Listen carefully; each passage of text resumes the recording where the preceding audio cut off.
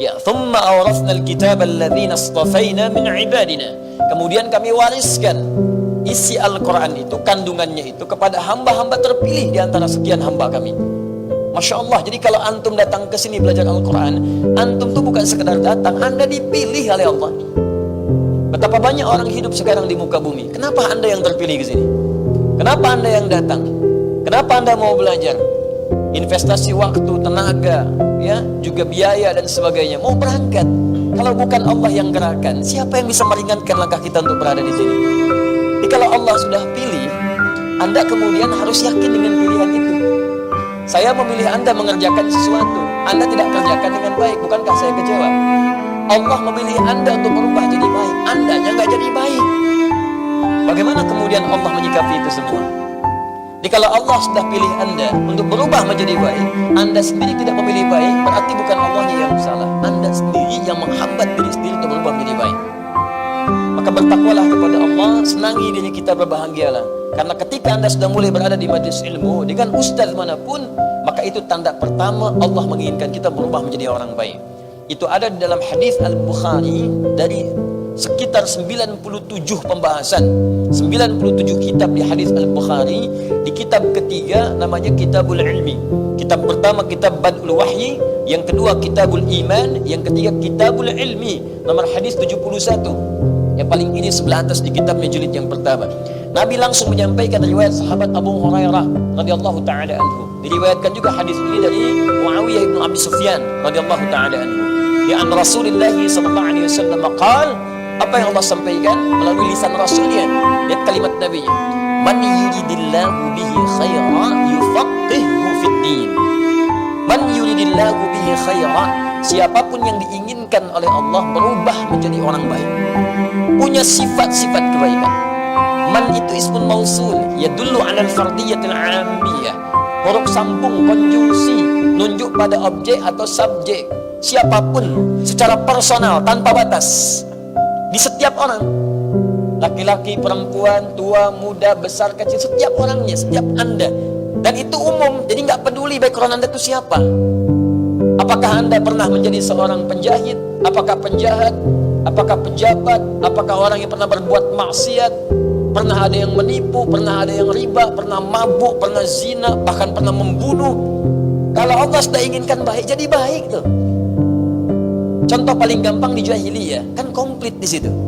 Penipu ada, pembunuh lengkap, pembegal ada semua. Jadi kalau ada yang sekarang penipu, pembunuh, pembegal, telat sebetulnya, karena sudah keduluan. Cuman yang paling aneh, mereka itu taubat dan membawa pesan taubat dalam kehidupan. Jadi kalau orang modern sekarang nggak taubat, keterlaluan. Orang yang disebut jahiliyah mau taubat, berubah jadi baik, duduk di majlis Nabi diinginkan baik. Kita mewarisi ta'lim Nabi, kenapa tidak merubah kita menjadi lebih baik? Kalimat Allahnya indah. Kalau bahasa kita begini, saya tidak peduli seburuk apapun engkau dalam pandangan manusia, sejahat apapun keburukan yang pernah engkau lakukan, kata Allah, ketika Anda diinginkan oleh Allah menjadi baik, maka Anda akan jadi baik. Apa ciri pertamanya? Yufaqqihhu fid-din. Maka dia akan dibimbing, dilembutkan hatinya, diringankan langkahnya untuk mau datang ke majlis ilmu, memahami tuntunan dari syariat ad-din sampai paham, bukan sekedar duduk. Kalau kalimatnya fiqh itu paham, mengerti. Jadi memang ini fokus, berniat benar untuk belajar, bukan sekedar duduk ngamat kiri kanan, begitu berlangsung ambil sendal orang misalnya. Dia betul-betul fokus ingin belajar, dia siapkan dirinya. Itu kata Nabi, itu orang yang pertama kali disebut langsung oleh lisan Nabi, ini orang diinginkan baik menurut Allah.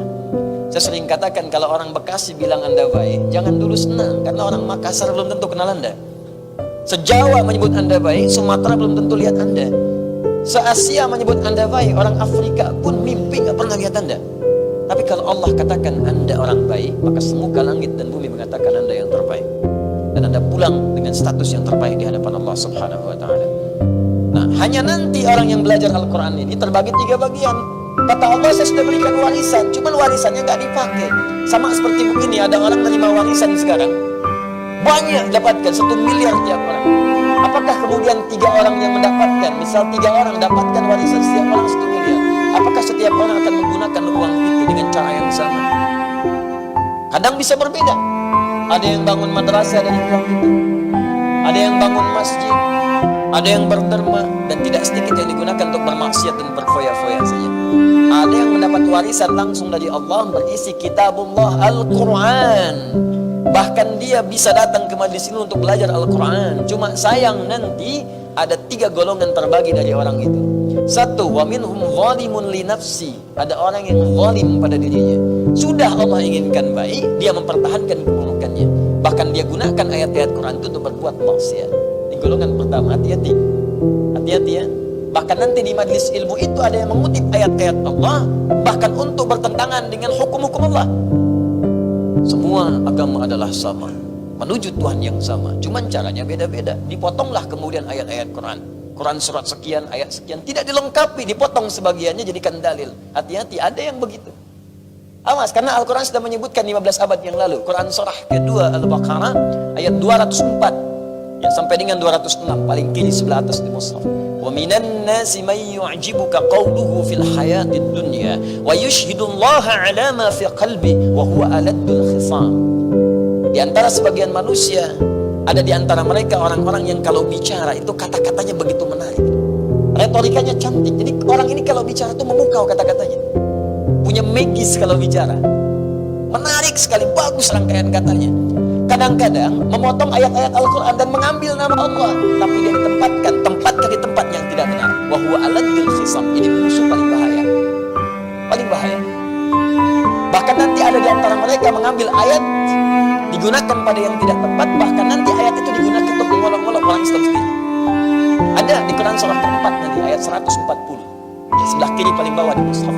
Wa qad nazzala 'alaika fil kitab an idza sami'tum ayatillahi yukfaru biha wa yustahza'u biha fala taqudu ma'ahum hatta yakhudhu fi haditsin ghairi innakum idzan mithluhum innallaha jami'ul munafiqina wal kafirina fi jahannam jami'a.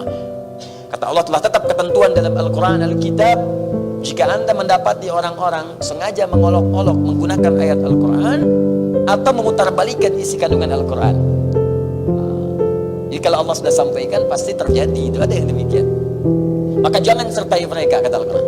Jangan sertai, jangan ikuti majlisnya, jangan ditonton acaranya, jangan dibaca bukunya. Indah. Dan Al-Quran tidak mengatakan cela mereka, tidak. Saking indahnya bahasa Al-Quran, gak usah dicela. Mencela sesuatu yang sudah tercela itu buang-buang energi. Itu perbuatan sudah dicela. Ngapain mencela yang sudah tercela? Cukup tinggalkan saja, kata Al-Quran. Lalu kenapa? Kalau ditinggalkan nanti dia merasa ada yang salah dalam dirinya, supaya dia balik lagi hatta yakhudhu fi haditsin ghairi. Sampai dia balik lagi, kalau sudah balik rangkul lagi. Itu indah ya. Celaan tidak ada, makian tidak ada, ya, hal-hal buruk tidak ada, hoax tidak usah dibuat, tinggalkan aja. Nanti dia sadar, oh ada yang salah dengan saya. Indah sekali merangkulnya. Balik lagi baru kita rangkul. Tapi kalau anda ikuti innakum idzam mithluhum, lama-lama anda seperti itu nanti.